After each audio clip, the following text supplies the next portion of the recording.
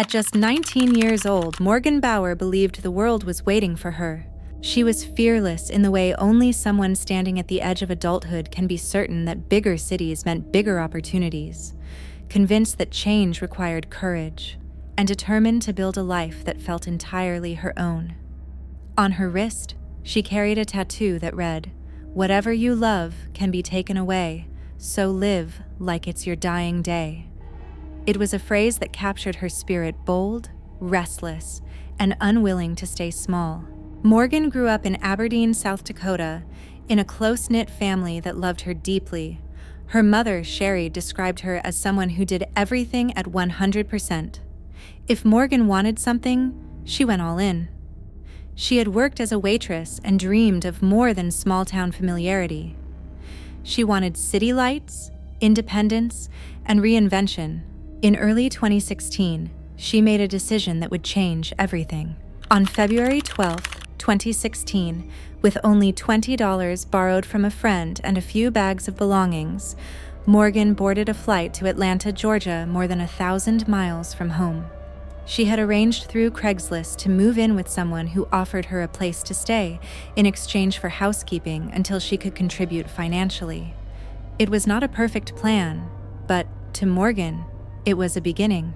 Before she left, her mother handed her a penny and told her to keep it in her pocket for protection. It was a small gesture, but one filled with love and worry. Within 24 hours of arriving in Georgia, Morgan's plan began to unravel. After an argument with the person she had arranged to live with, she found her belongings placed outside. She was suddenly homeless in a city she barely knew. Still, she refused to go back to South Dakota. Returning home would feel like failure, and Morgan was determined to make Atlanta work. She checked into a motel and began searching for employment. She applied for several jobs, but without proper documentation on hand, employers were unable to move forward with hiring her. Running low on money and options, she accepted work as a dancer at the Top of Gainesville Club in Hall County, about 50 miles north of Atlanta. It was not the life she had imagined when she boarded that plane, but she was surviving. On February 25, 2016, Morgan completed a shift at the club. That night, she left with a fellow dancer, Caitlyn Gaul, and Caitlyn's boyfriend, Jonathan Warren. According to later statements, the three departed together after Morgan's shift ended. 2 weeks after she had arrived in Georgia, Morgan Bauer vanished. Her phone went silent. Her Snapchat messages stopped. Her best friend, who spoke to her nearly every day, heard nothing. Calls went unanswered. Her social media activity ceased abruptly. For those who knew her, this was deeply alarming. Morgan was independent and busy, yes, but she was not someone who would disappear without a word. At first, authorities did not suspect foul play. She was a 19-year-old woman in a new city, navigating unstable housing and employment. It was possible, they thought, that she had chosen to move on quietly. But as days turned into weeks, the silence grew heavier. Her mother traveled to Atlanta and set up temporary residence in a cheap motel. She handed out flyers, spoke to reporters, and pleaded publicly for information. A Facebook group dedicated to finding Morgan quickly grew to over 13,000 members. Billboards displaying her photograph were donated. Strangers began sharing her story online. Police determined that February 25th was the last confirmed day Morgan had been seen. According to Jonathan and Caitlyn, they had driven her approximately 77 miles to Covington, Georgia, and dropped her off at a Citgo gas station. They claimed that she later entered a green Mitsubishi Eclipse driven by an unknown man. After that, they said, they had no further contact with her. It was a strange story, particularly the long drive. Why travel nearly 80 miles in the middle of the night simply to drop someone at a gas station? As investigators examined Morgan's phone records, another detail surfaced. Her phone had last pinged in Porterdale, Georgia, only a few miles from Covington. More significantly, it was near a residence associated with Jonathan Warren. Still, without physical evidence, the case stalled. Months passed, then a year, then 2. Morgan's case grew cold, though it remained active. Her mother continued to organize vigils and community events, refusing to let her daughter's name fade from public memory. Each anniversary of her disappearance reopened the wound. Then, 7 years later, something changed. In 2023, investigators discovered a discrepancy in the timeline everyone had accepted for years. A previously unnoticed Instagram video surfaced one Morgan had posted on February 26, 2016. In the short clip, she appeared to be at Yellow River Park in Porterdale. For years, authorities believed she had disappeared on February 25th, but this video suggested she was alive the following day. Careful analysis of the footage revealed something else: a man walking behind her in the background. His identity was unclear, but the location was not. The park was less than a mile from a home where Jonathan Warren had once lived. This discovery shifted the entire investigation.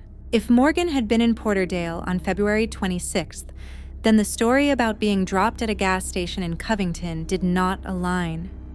The phone ping data also placed her in Porterdale, close to Jonathan's former residence. Armed with this new information, authorities obtained a search warrant for the property.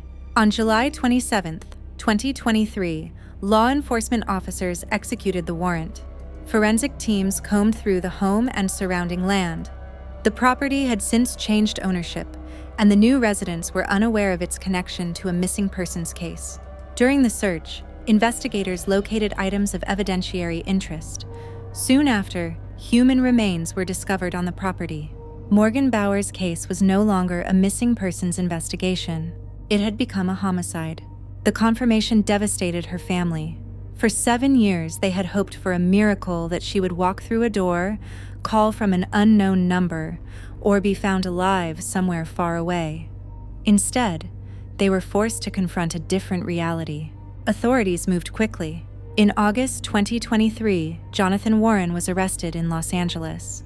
Caitlyn Gaul was arrested in Illinois. Both were charged in connection with Morgan's death.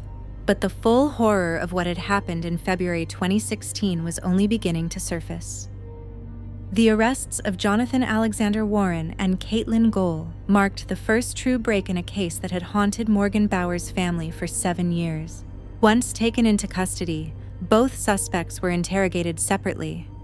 Their earlier statements that they had dropped Morgan at a gas station and watched her get into a green Mitsubishi Eclipse were now under intense scrutiny. The newly uncovered Instagram video, the phone ping data, and the recovery of human remains on property linked to Jonathan directly contradicted that version of events. Under mounting evidence, the narrative began to fracture. Caitlyn admitted she had been inside the Porterdale house on the night in question. However, she claimed she walked into a bedroom and found Morgan already dead cold and not breathing. She insisted she had not participated in any killing. According to her, panic and fear drove her to help conceal what had happened. Investigators did not believe her account. Prosecutors later stated they believed Morgan had been strangled. After her death, her body was dismembered and burned in an attempt to destroy evidence. The remains were concealed on the property, hidden for years beneath layers of earth and silence. Jonathan Warren eventually entered a non-negotiated guilty plea to multiple charges, including malice murder, tampering with evidence, concealing the death of another, and necrophilia. In exchange, certain charges including felony murder and aggravated assault were dismissed. But the plea did not lessen the severity of what he admitted to. In court, prosecutors laid out disturbing details. They stated that Morgan had been strangled during the encounter inside the Porterdale home. After her death, Jonathan dismembered her body. He then burned portions of the remains in an effort to prevent identification. According to statements presented in court, Jonathan sexually assaulted Morgan's body after her death for several days. There were additional allegations, including claims that parts of Morgan's remains had been consumed, but prosecutors clarified that these specific allegations were not independently verified and were not part of the formal guilty plea. Nevertheless, the court proceedings revealed a level of depravity that shocked even seasoned observers. Jonathan's defense did not dispute his involvement. Instead, he sought to avoid the death penalty by pleading guilty and requesting life imprisonment with the possibility of parole. The judge, citing the brutality and depravity of the crime, sentenced him to life in prison without the possibility of parole. Caitlyn Gaul's legal path unfolded differently. After a grand jury indictment, her charges were upgraded. She faced malice murder, felony murder, aggravated assault, tampering with evidence, and concealing the death of another. Prosecutors argued that she was not merely a witness who discovered a body, but an active participant. Jonathan, after pleading guilty, indicated he was willing to testify against her. He claimed that Caitlyn had long harbored a fascination with death, violence, and forensic pathology. According to his statements, she had expressed interest in killing someone and dissecting a body. Prosecutors sought to introduce social media evidence at trial, including posts and videos allegedly showing Caitlyn discussing serial killers, the occult, and violent themes. There were references to a disturbing video in which she was reportedly holding what appeared to be a severed head. The actual content of that video was never publicly released, and the judge did not immediately rule on whether such evidence would be admissible.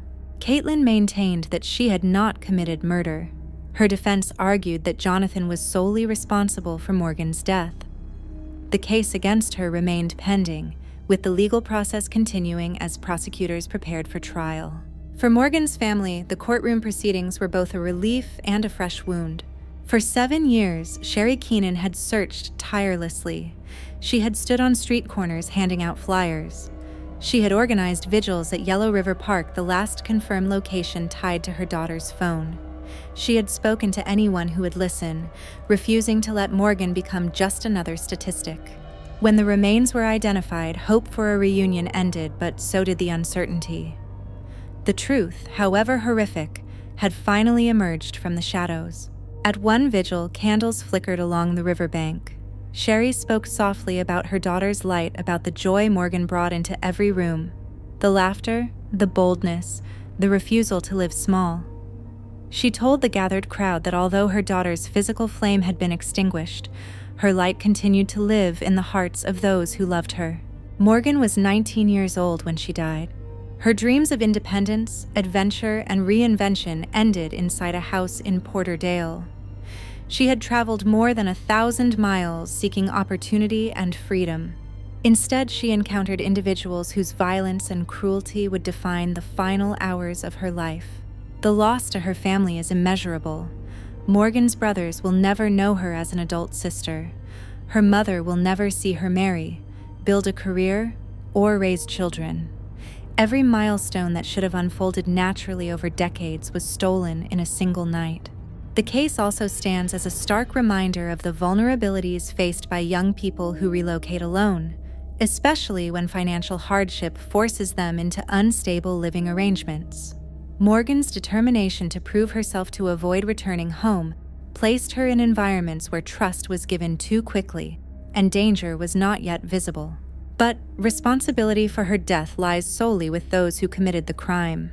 Jonathan Warren will spend the remainder of his life behind bars. Caitlyn Gaul awaits the final resolution of her charges, with prosecutors asserting that accountability must extend to everyone involved. For the public, the case is a chilling example of how long truth can remain buried literally and figuratively. For 7 years, a house stood quietly in Porterdale while a family searched desperately for answers. It took a single, overlooked social media video to shift the timeline and reopen the investigation. Silence had masked the crime. Technology ultimately helped uncover it. Morgan Bauer's story is not one of recklessness or poor choices. It is the story of a young woman chasing independence and encountering evil. It is the story of a mother who refused to stop searching. And it is a reminder that even the coldest cases can still hold secrets waiting to be uncovered. In the glow of candlelight at one memorial, Sherry once said that every flame represented the warmth of Morgan's spirit. Though the case concluded in a courtroom, the grief remains ongoing. Justice, in legal terms, was delivered. But justice does not restore what was taken. Morgan's life will forever remain 19 years old, suspended in time between hope and horror. And for her family, the search may have ended, but the love never will.